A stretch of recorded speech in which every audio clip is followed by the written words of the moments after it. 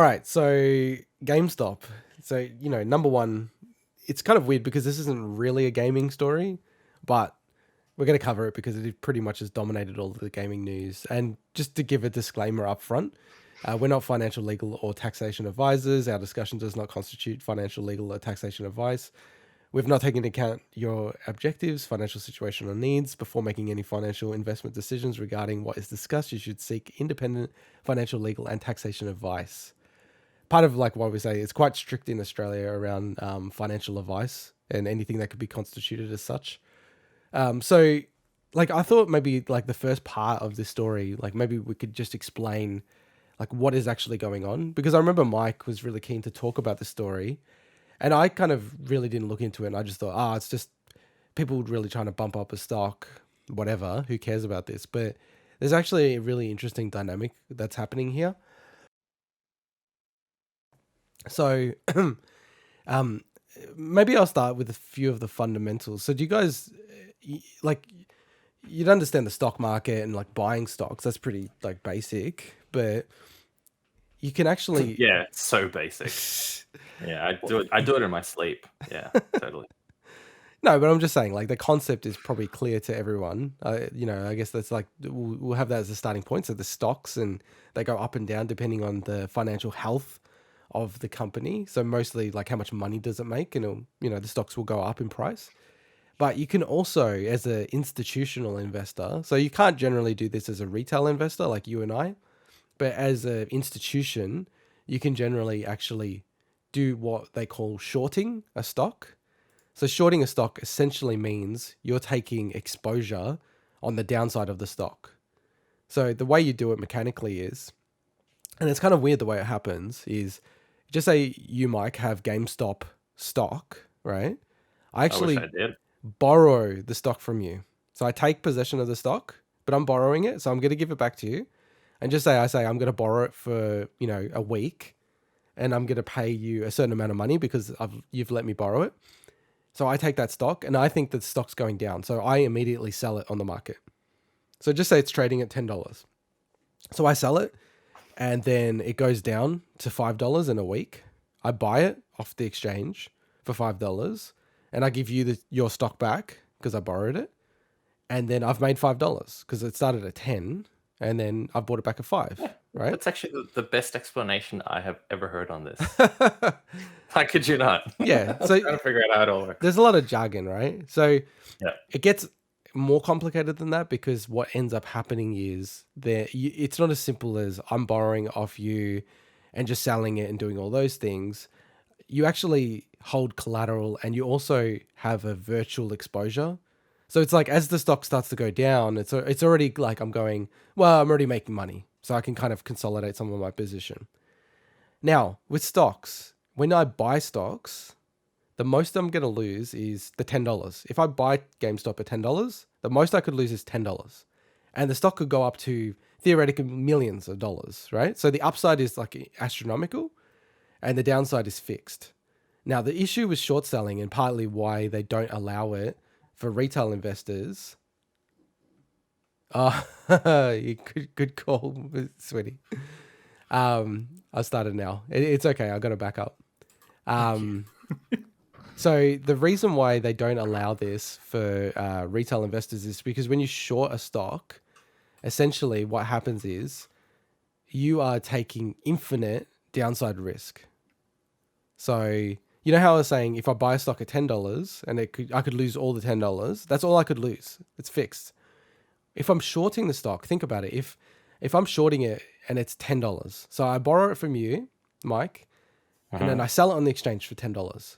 But then what happens if the stock goes up to $15, $20, $30, $40? So every day that goes past, it's going up another $10, another $10. What that means is I'm losing $10 each time, right? So if it goes up to say $100, what happens is I've borrowed the stock off you, I've sold it on the exchange for 10. So when I'm selling it, I got the $10. But then a week later, the stock's now trading at $100. So I have to go and buy it on the exchange for $100 to give it back to me. To give it back to you. So my net position is a is phenomenal amount of money. I've lost $90, right? So it's a huge amount of money. So that's like shorting in like a nutshell. And what's happened here is, there are places that actually publish institutional investors, and mostly they're hedge funds, their positions that they have. So they've been very anti GameStop, and I think like we're all on the same page. Like we probably don't think GameStop's going to exist in 10 years. And then even like EB Games, I'm not sure if it's going to exist in 10 years time, right? And we'll get to EB Games shortly. But these short sellers have basically said we're almost going to try to drive them into bankruptcy. So they not only had shorts on the company, they had 140% of the worth of the company shorted. So they shorted notionally more than the company's even worth. That's right? wild. It is just wild. And what's happened is, and I've read through a whole bunch of stuff, and there's a really cool Reddit user called Deep Effing Value. And this is all on Wall Street Bets and the subreddit. But can I just say, there's been a lot of articles. There's a lot of articles out there about this, and they're often having to reference specific Reddit users. Yeah. And it is amazing. It's like the next level. You know how esports became a thing, and suddenly you got all these usernames being like used in articles, and you're like, this is getting ridiculous. This Dragon Butt Slayer 69. This is the next level because people create these Reddit usernames not thinking they're ever going to be quoted in an article. I love it. For sure. So like he was probably the first person to really put his money where his mouth was. And it's actually very logical what they're doing. It's actually really, really smart because what happens is, the actual stock, the trading value of it really should be like $20 US, right? And it was trading at like $5, so it's probably undervalued. That's just based on like fundamental analysis of the stock. Whereas these guys, what they have analyzed, and I think they're correct, is that if they push the stock beyond reasonable limits, these hedge funds that have put billions into this will actually go to a position where, you know how I was saying before, Mike, if I take the $10 and it goes up to 100, so then I owe the market $90. So I've lost $90. What happens if I've only got $100 in my bank account? Right? So at some point, I'm going to go bankrupt because of this. You need a bailout. Yeah. So that's another whole topic, and I don't want to get into. That's where government swinny comes in. So essentially, they're trying to push the pressure on these companies, these hedge funds, so much that they burst. And what happens is, because these positions are just open positions, generally, what they want to do is they want to break them so that they run out of money. And once they run out of money, what they need to do then is liquidate their position. So think about what's going to happen to the stock. If it's trading at $200-$300 as it is now, what they'll need to do is start buying the stock. It's already so overpriced. They're going to start buying the stock, these hedge funds, and they have more than 100% of the value of the company. So what's going to happen is when a whole bunch of people want to buy something, the price goes through the roof. So like the analysis that they've got and the way they're looking at it, it's actually very valid. Like I'm very shocked at some of the coverage that I'm seeing in financial news. And I think, probably the last point I just want to make is, the whole system is rigged against people.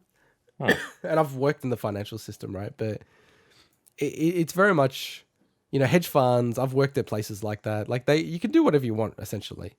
But if you're a retail investor, they try to figure out ways to stop you because they don't want you to be winning. Because essentially, these hedge funds, they have very powerful people who have invested in them. Like very, very powerful people. And they're losing a lot of money right now. My favorite comment that's been floating around in different reading the IGN comments on this topic is really funny because I'm super ignorant of this whole thing, and that's kind of the level that IGN comments are as well. But my favorite one was, don't hedge fund managers have bootstraps?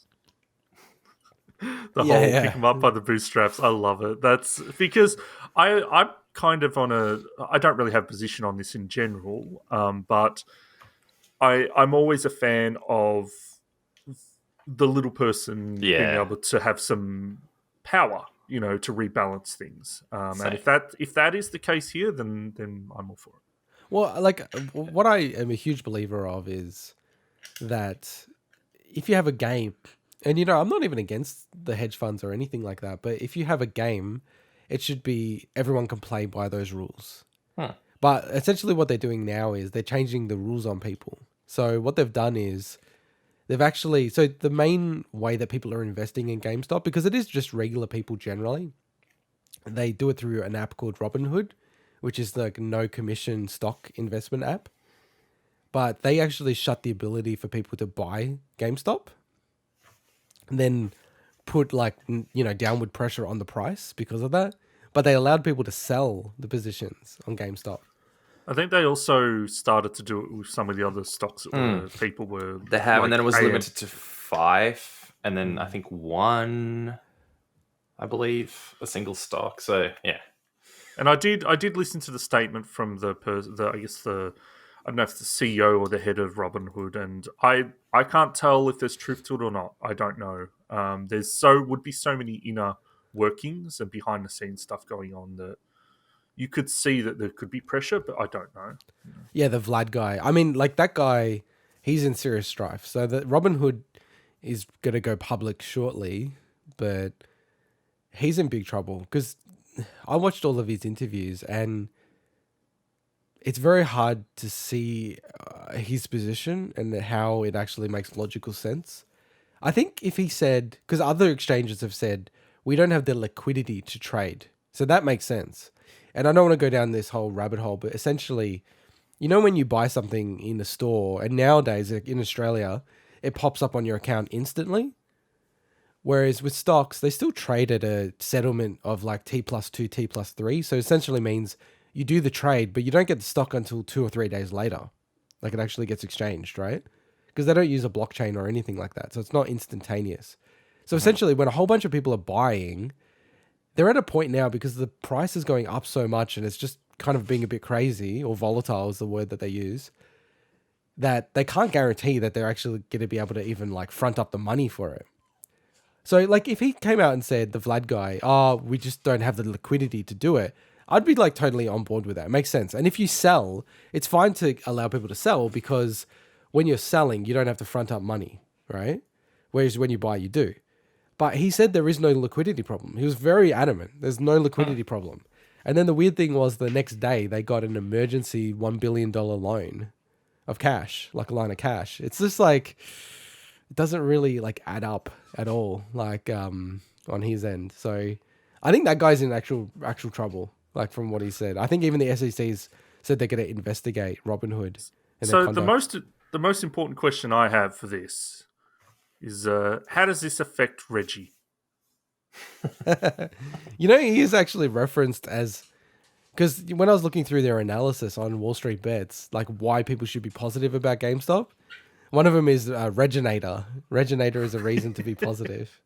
I was like, wow, that's kind of funny. Because I have no idea about board members and if they get stock and stuff, but it wouldn't surprise me if part of his deal he gets stock, Well, so that part of it is like fascinating, right? Because a lot of people don't like GameStop in the US. Like 100% all these like executives get stock, but they often get options. So it's, the ability to buy at a cheaper price regardless of whatever the share is trading at. I actually think, because their reporting period is coming up really shortly, so that's generally when you have your options exercised. These executives, they're going to make like minted because of this situation. Well, that's what I was about to say. Like, I know there's limits on what we can and can't say about this topic, but from someone that knows nothing about stock and has never invested in their life, which is me, And me. but also a lot of other people as well. Is this a good thing overall? Do you think for GameStop? I mean, it's brought a lot of attention to their business, which I think is possibly it can't be a bad thing because okay. essentially, like I'm surprised that they haven't issued stock. Maybe they're preparing it. So right now they can issue stock. So it's weird the way it works, but companies can buy and sell their own stock essentially, right? And if you feel like your company is undervalued, a lot of companies go and buy back their own stock, right? Now, I think any financial analyst would say that this stock is overpriced. I think that's almost like a given, right? Well, that's the whole point of this thing, isn't it? Yeah, they're trying to short squeeze the hedge funds. But if you're GameStop, I'm surprised they haven't already done it, but I would look at like basically issuing more stock, so essentially selling stock, because effectively they could be paying off loans and everything. Yeah, it's such a weird, bizarre circumstance for a business that essentially has been on such a huge decline. I mean, they were announced, I think, last year that they're closing more stores in the US. Yeah. I think I could be incorrect. Did they announce they're closing some EB stores in Australia as well last Yeah. year? So being They- the nerd that I am, I actually read their financial information, so their financial disclosures. I was actually shocked to see that Australia had the most as a percentage, most closures out of all of their international operations. So more than America. Now, Well, I guess are we getting into the topic of Australia yet, or do we want to kind of? Yeah, that sounds like a good yeah, segue into it. let's Yeah. move it to Yeah, yeah. the Aussie one.